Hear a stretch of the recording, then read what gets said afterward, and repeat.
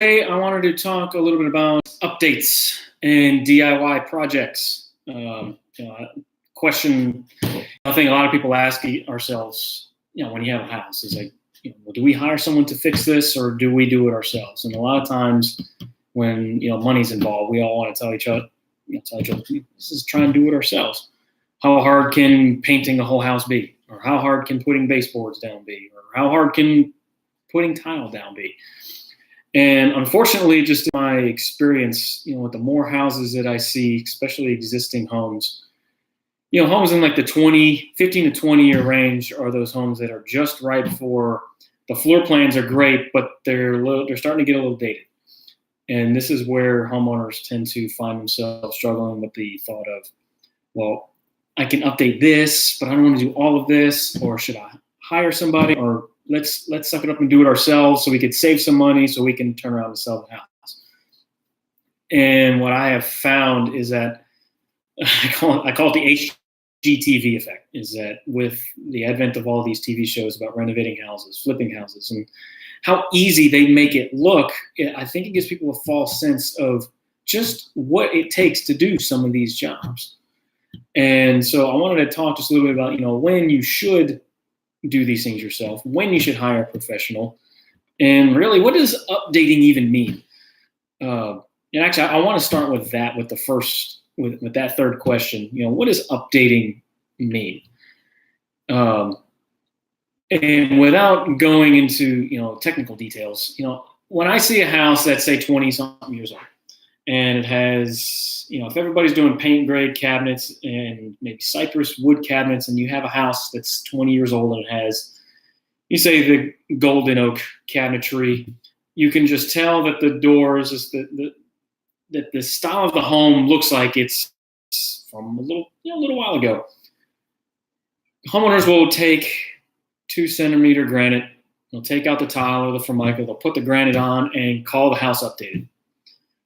Depending on the color of the granite you buy, and just depending on the rest of what the house looks like, that's not really updating anything. I mean, granite is not that, from an updating standpoint, it's not that expensive to do anymore. And so I have a hard time when I see houses and jobs are completely updated, but what it means is that they've painted over maybe some wood cabinets that themselves, and then thrown some granite on top of it and call it updated. And part of the litmus test I like to use when I'm with clients and with sellers too is when talking about jobs, ask yourself the question, does this look like it was always here? It was always here. Like when the house was built, this was here. That's the quality you're trying to go for in any job. The same thing goes with flooring. So what does updated flooring mean? I mean, everyone can say new carpet, okay? That's not, carpet's carpet, but you can have old commercial type carpet, or you can have the new frise shag type carpet. But when it comes to stuff like doing wood flooring or wood pant or wood look tile, the laying of the tile is such that if a professional doesn't lay it, you can tell. And because laying tile is a lot harder than it seems. And I get disappointed sometimes when I go through some of these renovated houses and they've used a really pretty tile, but you can tell it's been laid themselves, or they haven't done the proper finishing or prep work on these jobs. And so for me, it's hard for me if I'm trying to find the best deal, the best value for a client to say, yeah, this house is updated. They've done a lot of these things, but some of this work may or may not have been done by a professional. And it's something that I always have to keep in consideration when I'm trying to look out for my client's best interest.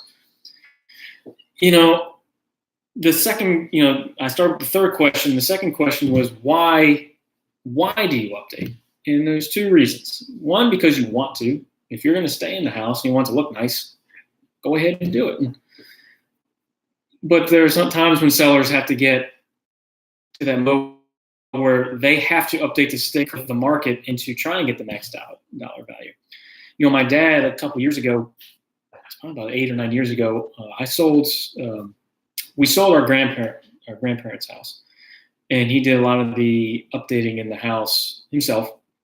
But he always asked the question, what would be the difference if I put 10,000 in this house just to market it for another 10,000? And the part when it comes to selling, it's a very valid question, is I could either list the house lower and let the new buyer come do whatever they want to do to the house, or I could do all this work and I may not see a return on the work. I have two answers for that. One is, if you don't update the house and you're competing against houses that are, the obvious answer is that the houses that are going to be in the same price range that are updated, they're going to sell faster.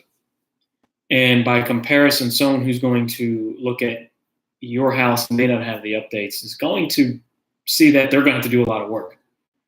And if my experience is anything, is that whatever a buyer is going to estimate that work's going to be, is going to be likely way higher in their mind than probably what it actually is. The problem is we don't want to give buyers or clients, to not have a chance to answer that. So if a house looks like it's going to take 20,000 to update, and the buyer walks through it and they think it's 40, you may never know. So I'm always of the opinion that let's spend money where it's absolutely necessary to get the house sold faster, because time is money. It's an old adage, time is money. And time on the market is money in or out of your pocket. So when it comes to doing updates, I really say, for the sake of selling anyway, I always say, let's spend good dollars and hire people to do it, rather than try and see if we can get away with maybe a slightly lower price than what it should really be when you're looking at who you're competing against.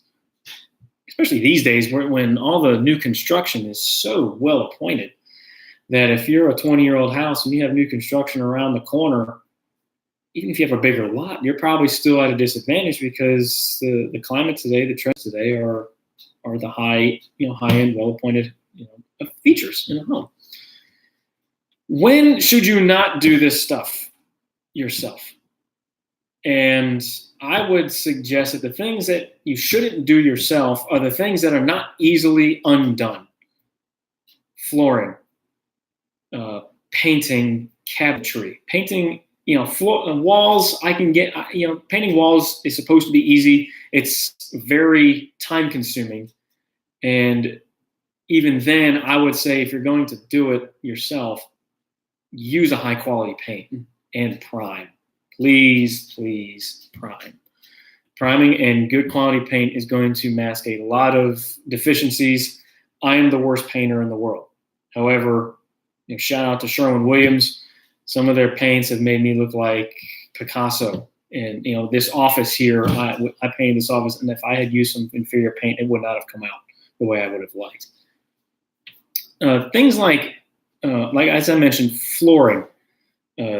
Trying to paint cabinetry, intricate details, caulking, backsplashes on kitchens is another sign where people will try to do that stuff themselves, and I always see where the finishing edges, where the tile ends and all you see is the tile on the wall. Those are edges that they're tricky to get. Bathrooms, tiling showers, things that if it was not going to come out great, and it's going to cost someone a lot to repair it, I would highly recommend do not try and do those jobs yourself. What I'm asking you to do is if you have a question about what you think you might want to do at your house, whether to sell it or to buy it, sell it or just to stay in it, and whether you should do it yourself or hire somebody, call me, text me. I have a list of vendors and tradesmen that have been doing work for me at my own house. And these are people that I trust with the job because they do it in a manner that, as I explained, when they're done, it looks like it was always that way. And that is the most crucial way to impress clients that you're trying to sell your house to. And just pride in the ownership of your own home. If you're going to stay there, it looks amazing. And there's a reason these trades are here, and they're to help us. And I want to help you guys get connected with people who can do these types of things.